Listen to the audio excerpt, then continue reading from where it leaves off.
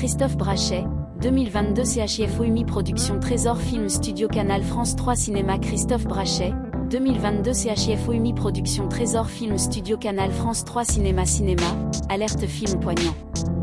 Depuis ce mercredi 29 mars, le nouveau long métrage de Jeanne Herry, précédemment plébiscité par la critique pour Pupille, est en salle.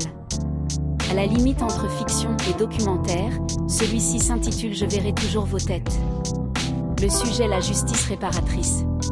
Son histoire nous donne deux rendez-vous.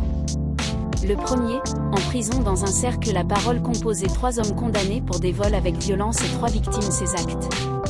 Le personnage incarné par Gilles Lelouch a été victime d'un homejacking. Celui interprété par Miu Miu, d'un arraché. Et Leila Bekti, d'un braquage. En présence de 2 professionnels formés pour accueillir et encadrer échanges, victimes et condamnés échangeront dans le but d'aider les uns à se reconstruire, autres à saisir ce que leurs actes ont eu comme conséquence. De l'autre côté des murs, il y a Chloé. Depuis qu'elle a appris que son frère, celui qui l'a violée durant toute son enfance, était de retour dans la ville où elle habite, rien ne va plus. Elle ne veut pas le rencontrer, même par hasard. Pour ce faire, elle prend rendez-vous avec Judith pour organiser une médiation, partager le quotidien et les lieux. Cela va durer plusieurs mois.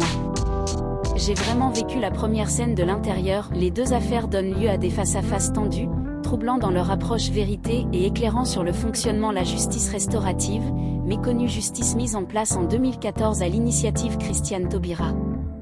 Comme tout le monde, je n'y connaissais rien et j'ai beaucoup appris, explique Adèle Exarchopoulos à l'AFP. Jeanne Herry, elle, s'est penchée dessus en faisant des recherches sur le fonctionnement du cerveau et la justice. Le fond me touche, mais c'est d'abord le cinéma qui m'importe, explique le cinéaste dans les notes de production. J'ai choisi ce sujet parce que je sens que je vais pouvoir y planter des graines de romantisme et qu'il m'offrira la possibilité de faire un bon film. La directrice n'a pas participé à des groupes de discussion, mais elle a suivi plusieurs formations, dont celle de médiatrice.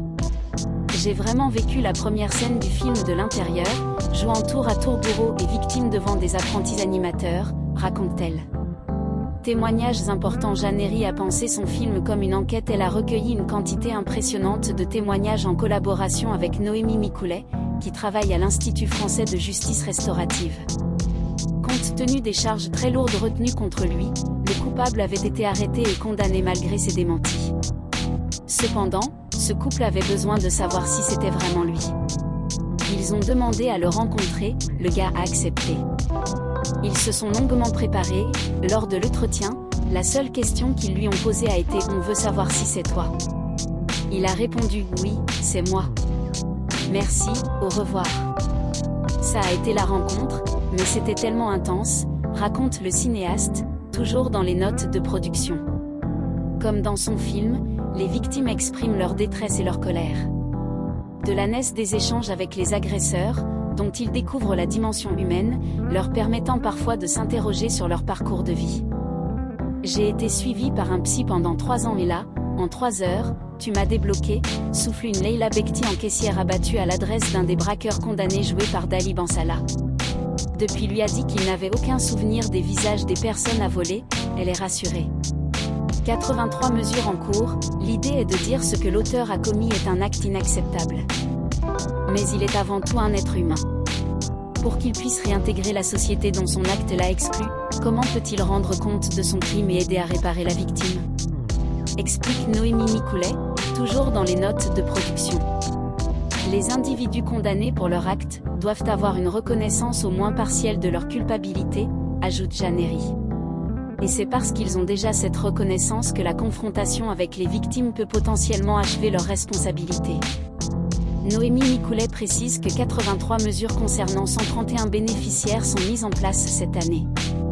Trop peu gens connaissent encore l'existence de mesures justice réparatrices. Je verrai toujours vos visages ne transmet pas seulement les informations, il raconte l'appareil avec brio.